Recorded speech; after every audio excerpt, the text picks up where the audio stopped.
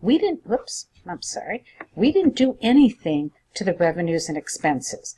You'll see in the next chapter, when we look at the continuing operations of this company, how we would go about doing the consolidation entries, and those would affect revenues and expenses. Okay. All right, then we have Learning Objective 2.8. What are the accounting treatment for various intangible assets often acquired during your business combination?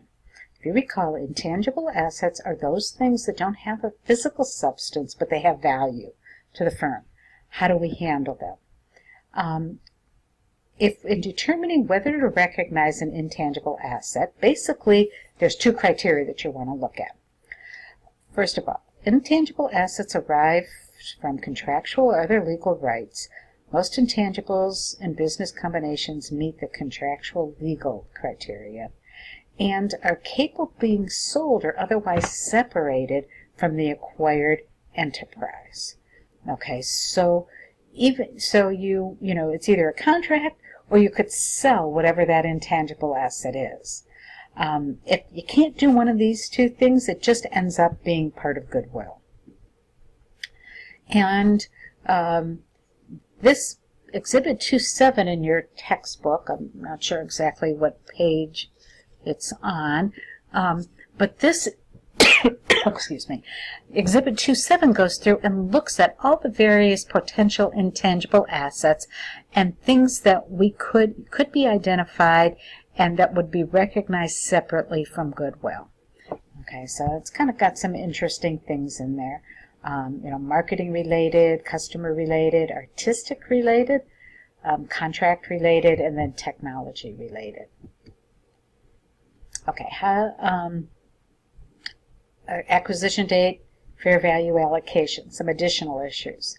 Okay, if the company we acquired had goodwill, now they may have acquired a company, so they could have a balance in goodwill. What happens is that any kind of goodwill accounts are ignored when the fair values are calculated for that company. Ultimately, say for example, if Smallport had goodwill on its books and you were calculating the value of Smallport, you would ignore that because BigNet is buying Smallport. They're not buying Smallport and the company that Smallport bought and the goodwill that went along with it. They're buying Smallport as a whole company and any goodwill that results from that transaction. So we ignore the goodwill, but if the goodwill still exists, it would show up in the additional fair values that would be allocated to goodwill at the time of the acquisition.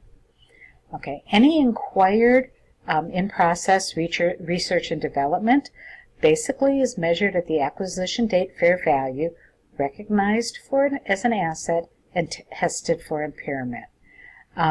Basically, it's not amortized. Goodwill isn't amortized either. Its useful life is determined. Once the useful life is determined not to be indefinite, then you would start to allocate its cost over its estimated useful life. Okay, and how are U.S. and international standards different? Well, basically, they have a couple projects going on.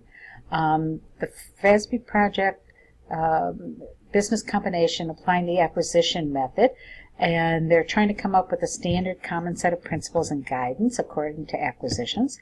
And then there's also one on IFRS 3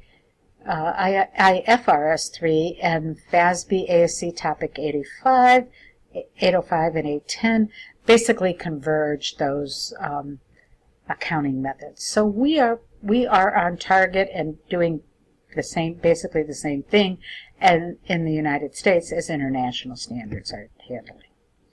Okay, and that is it for Chapter 2. I hope you understood it, and like I said, if you have any questions, please don't hesitate to shoot me an email. I can try and go over it again give you some more explanations. I can also, we can do a phone call